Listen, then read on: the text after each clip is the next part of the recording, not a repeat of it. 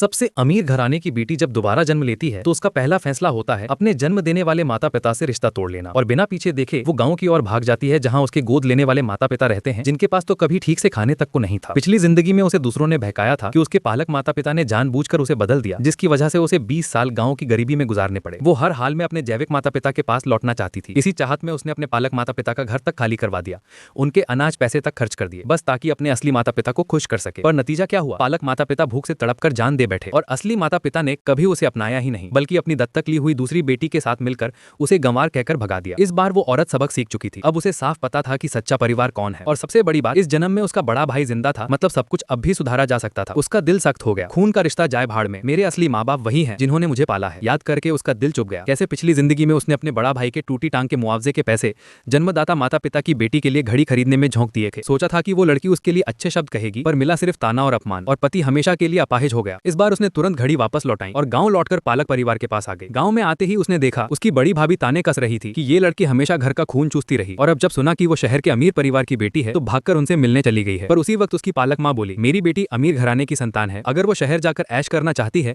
तो मुझे कोई ऐतराज नहीं, मैं भूखी रह लूंगी लेकिन उसे खुश रखूंगी, और अगर तुमने फिर बकवास की तो मैं तुम्हारा मुंह फाड़ दूंगी। ये सुनकर औरत की आंखें भर आईं। पिछली जिंदगी में उसने कभी गौर नहीं किया था कि जब उसका पूरा अलमारी नए कपड़ों से भरा रहता था तो माँ और भाई फटे पुराने कपड़े पहने रहते थे। जब उसे रोज अंडा खिलाया जाता था तो बाकी घर